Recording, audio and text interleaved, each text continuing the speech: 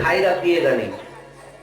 हाँ, बस इसके मड़ी को निकाल लो, मस्तक में इसकी मड़ी है, मस्तक फोड़ के निकाल लिए, अब पीड़ा में मर रहा है। अब भगवान ने इसको और चिरंजीवी होने का आशीर्वाद दे दिया, ले चिरंजीवी हो जा, लंबा उम्र जी, मर मत, तड़प के जी और लंबा जी। ये वरदान है, ये श्राप है, श्राप है महाराज। वो तो चिरंजीवी में शामिल है। अरे मैं बोला था आपके हाथ और गोड़ काटती ही कौन हो, माले हाथ गोड़ निकाल ली, माले दोनों हाथ दोनों गोड़ और कहेगी आपको वरदान देते हैं 5000 साल तक जियोगे, तो जिये, यही हाल करके छोड़ दिए। अश्वत्थामा बलिर्व्यासो हनुमानश्च विभीषणः कृपः परशुरामश्च सप्तैसे चिरजीविनः, 7 चिरंजीवी है, इसमें से एक अश्वत्थामा है और अभी भी जी रहा है। आताताई है ना, अधर्मी, अभी भी तड़प तड़प के जी रहा है, कहीं पर भटक रहा होगा, इसी धरती में है। लेकिन बाद में इसने क्या किया, इसने वही ब्रह्मास्त्र को उत्तरा पर छोड़ दिया, क्योंकि दिशा बदला था ना, तो वो भी फूटा नहीं था, उधर ही मिसाइल जा रहा है अंतरिक्ष में। बदला लेने के लिए वही अश्वत्थामा ने फिर से मोड़ा इसको और उत्तरा के सिर पर लगा दिया। उत्तरा समझ गई कि अश्वत्थामा ने फिर मुझ पर ब्रह्मास्त्र छोड़ दिया है बदला लेने के लिए। क्योंकि अश्वत्थामा सोचता है कि ऐसा करना था तो मुझको मार देना था, मारा नहीं, उल्टा चिरंजीवी होने का आशीर्वाद दे दिया। अब मेरा अपमान करके दरबार से निकाल दिया, मैं बदला लूंगा कह के ये उत्तरा पर निशाना साधा। बोले उत्तरा पर ही क्यों, क्योंकि उसके गर्भ में एक बालक है, ये परीक्षित राजा, ये उसको मारना चाहता है ताकि पांडवों का वंश समाप्त हो जाए। लेकिन इसके चाहने से होगा जी? भगवान श्री कृष्ण जी आए, उत्तरा विचलित अवस्था में पड़ी है, मूर्छित पड़ रही है। भगवान तुरंत एक छोटा रूप लेकर के गए, चतुर्भुजी रूप, गर्भ में प्रवेश कर गए। अब परीक्षित बालक की रक्षा कर रहे हैं। परीक्षित देखा, अभी तक तो मैं अकेला था, ये कौन है? शंख चक्र गदा पद्माभर माला विभूषितम किरीटिनः कुंडलिनी च लतस्पुष्कर च मालिना। इसके 4 भुजा है, मेरे तो 2 है, कौन हो गए? और भगवान श्री हरि विष्णु ने अपना गदा घुमाया जोर से, और गदा कितनी जोर से घुमाया कि वैक्यूम फोर्स के कारण वो ब्रह्मास्त्र का अग्नि को सौंप लिया। अब ब्रह्मास्त्र विफल हो गया और कुछ महीनों के पश्चात परीक्षित का जन्म होता है। अब परीक्षित के जन्म के पश्चात भगवान श्री कृष्ण ने उनका नाम रखा परीक्षित। क्यों परीक्षित ही क्यों रखा? बोले ये जब जन्म लिया ना, तो इसको जो भी गोद में लेता वो बालक टकटकी लगा के देखता उसके चेहरे को। भीम ने उसको गोद में लिया था, भीम ने चेहरे को देखने लगा, मुस्कुराया नहीं, ना हंसा नहीं, ना रोया नहीं, कुछ नहीं। दुनिया के लोग जब जन्म लेते हैं तो क्या करते हैं? पहले रोते हैं, और ये बालक रो भी नहीं रहा है। क्यों?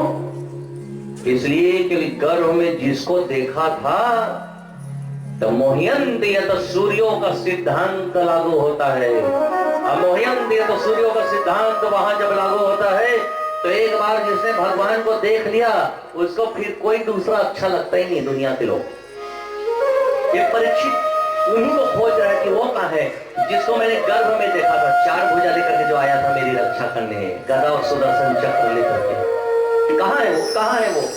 भीम को देखा तो फिर मुस्कुराए और चेहरा घुमा दिया।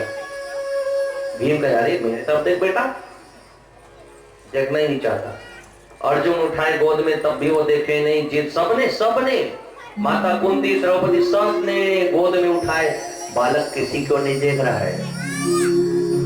अब भगवान श्री कृष्ण जैसे ही आए और बालक को गोद में लिया, और उस बालक ने जैसे आंखें खोली, देखा अरे ये तो वही है, ये वही है, यहाँ मोर मुकुट पहन के खड़ा है। हाँ, ये बड़ा लीलाधारी है, यहाँ वेश बदल के आया है। लेकिन इसका असली रूप ये दो भुजा नहीं है, इसका असली रूप है चार भुजा। शांताकारं भुजगशयनं पद्मनाभं सुरेशं विश्वाधारं गगनसदृशं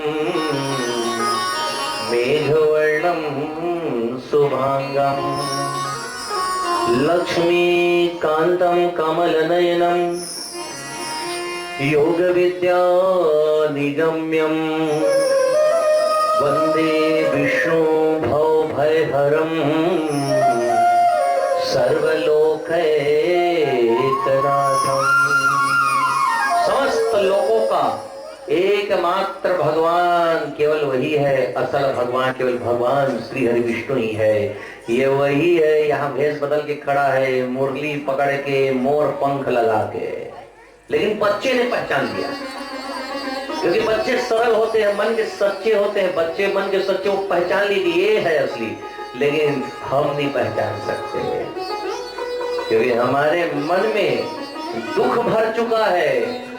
असल में है तो हम सुख की राशि, जो हमारा स्वभाव होना चाहिए, आत्मा का, मनुष्य का स्वभाव होना चाहिए कि सुख की राशि है। उसका स्वभाव है सुख प्राप्त करना, सुख खोजना। लेकिन हम तो दुख को सोचते रहते हैं, तो जीवन में दुख भर गया है।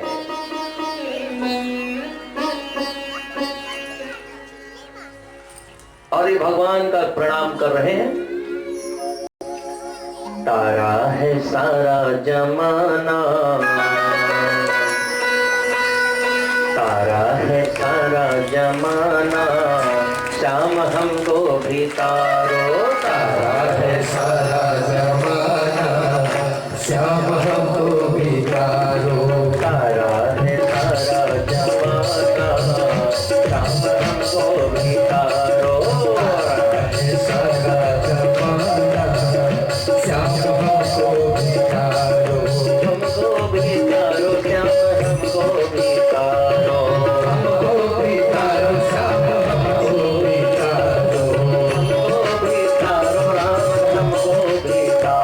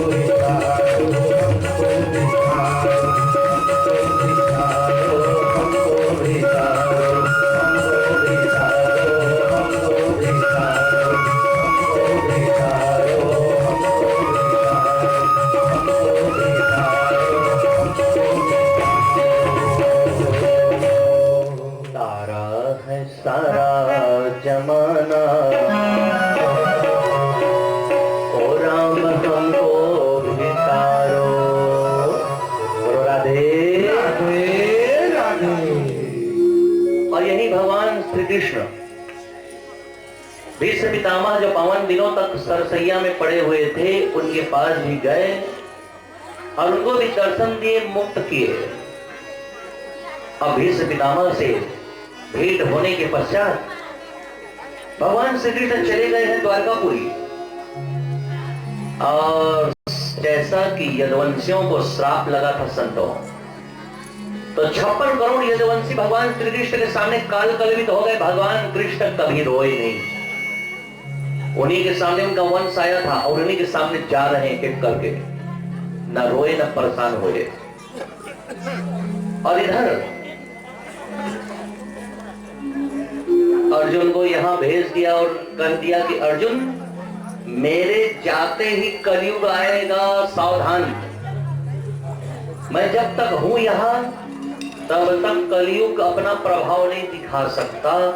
मैं जैसे ही जाऊंगा तुरंत कलयुग आएगा, इसलिए स्वर्गारोहण की तैयारी कर लिए रहना। इसलिए आप जाओ वापस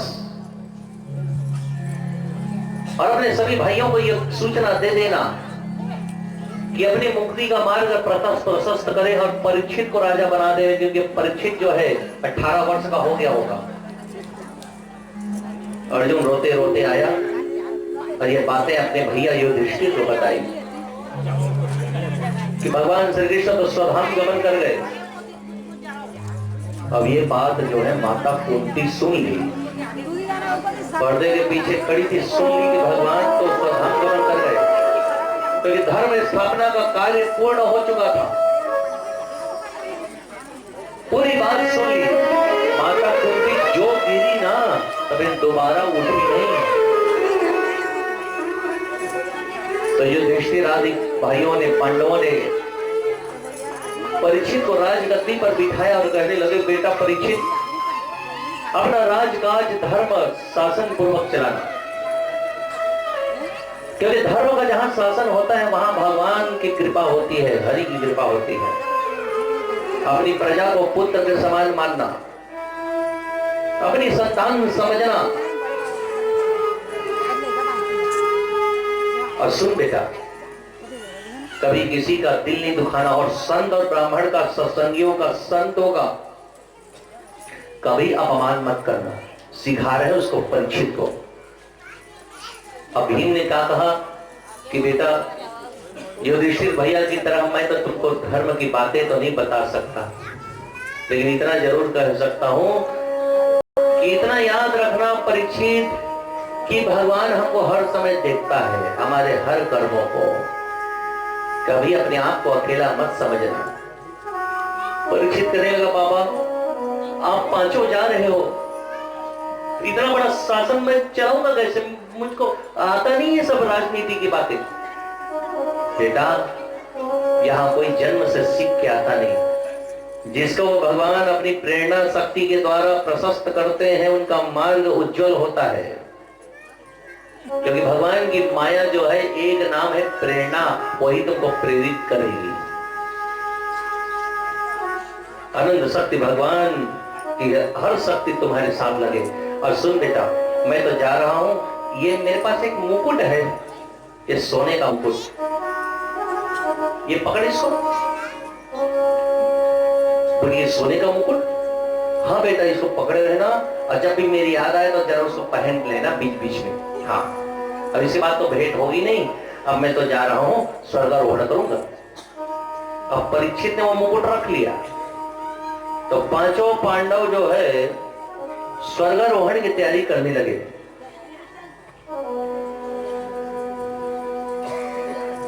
और जब आगे बढ़े, हिमालय की तराई आई, बड़ी गहरी खाई, और गहरी खाई में उतर करके इन्होंने ऊंचा पहाड़ चढ़ा। ऐसे पगडंडियां, ऐसे पतले रास्ते, ऐसे बर्फीले चट्टान, हिमालय की अनंत चोटियों में पहुंच गए, जहां कोई ऋषि मुनि तपस्वी नहीं पहुंच सकता वहां। और इच्छा क्या है कि शरीर के साथ स्वर्ग जाएंगे। शरीर के साथ इच्छा देखो जरा, यहां से कोई भी अपने शरीर को लेकर नहीं जाया, ये शरीर यही छूटेगा, यही मिट्टी बनना है, यही रह जाना है, तो आत्मा ही आगे यात्रा तय करती है। लेकिन ये कह रहे हैं कि हम शरीर के साथ जाएंगे, इतना पुण्य तो है। तो हिमालय की तराई में जब ये प्रवेश करने लगे तो थोड़ा आगे बढ़े तो देखो नकुल और सहदेव खाई में गिर के मर गए, शरीर के साथ स्वर्ग नहीं जा पाए। युधिष्ठिर सोचने लगा कि इन्होंने कौन सा पाप किया होगा जो ऐसा हो गया।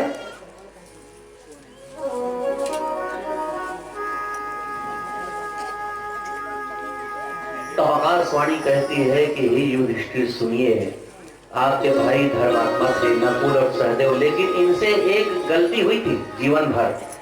कोई एक गलती, वो कौन सी गलती है?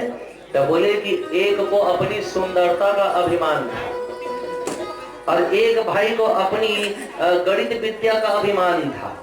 सहदेव गणितज्ञ था भारी, ये तारों की गणना, नक्षत्रों की गणना यही करता था। अब हुआ यूं कि ये दोनों जा नहीं पाए अभिमान के कारण, और जब आगे बढ़े तो देखो द्रौपदी भी फिसल गई और खाई में गिर गई। बोले इनको क्या हुआ? तो आकाशवाणी कहती है कि पत्नी तो पांचों पतियों की थी पांडवों की, लेकिन इनका आकर्षण जो है अर्जुन की ओर अधिक था, और ये आकर्षण के चक्कर में ही अच्छे अच्छे विफल हो जाते हैं। आजकल के नावा लड़का मन और सुनो, बाहरी रंग रूप देख करके आकर्षित हो जाते हैं। बोले हाँ वो माहो है तपो होते तो हेलोजन न देख के। हाँ? आजकल लड़का मन थोड़ी समझा बनी भाई, लेकिन ये है समझा सकते व्यास मन छा तू मन समझा तो झगड़ा मान जाई घर में। और बाहरी चमक दमक देखी तना सगा देखा थे ना जात देखा थे, बिल्कुल बिहा हो जाते हुए को तिला वो कानून भी बड़ा विचित्र हो गए। अजी देखो प्रेम विवाह अच्छी बात है, लेकिन अपने अब मैं इस विषय में ज्यादा पढ़ता इसलिए नहीं हूँ क्योंकि फिर लोग समझेंगे महाराज प्यार के दुश्मन का। बोले ऐसी बात नहीं है, मैं तो कह रहा हूँ कि देखो आकर्षण में 2 मिनट का आकर्षण मत पढ़ो। मैं कहता प्रेम विवाह करो, लेकिन रूप के आधार पर नहीं, सुंदरता के आधार पर नहीं, गुण के आधार पर। आजकल के टूर्नामेंट फटफटी ले रहे नहीं, दादा के गमई फटफटी चढ़ी अब भर भरो देती देती भगाई, गांव गली कुछ देखा ही नहीं, लोग लीका गरबा बजरू कुछ नहीं है। चटक मटक फैशन, और कौन ऐसी फौला कटवा है, तो कौन ऐसी चुंदी रोदरवा है।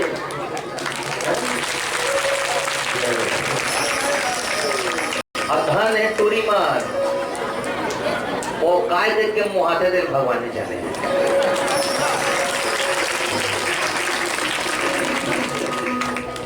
एक जगह में उसने भागवत कथा कहे गए, एक झंगावा लड़का मारे 18-20 साल के रोज कथा सुनिया है, कहूँ तो ऊपर साधो 5 देवाए। अब 5 दिन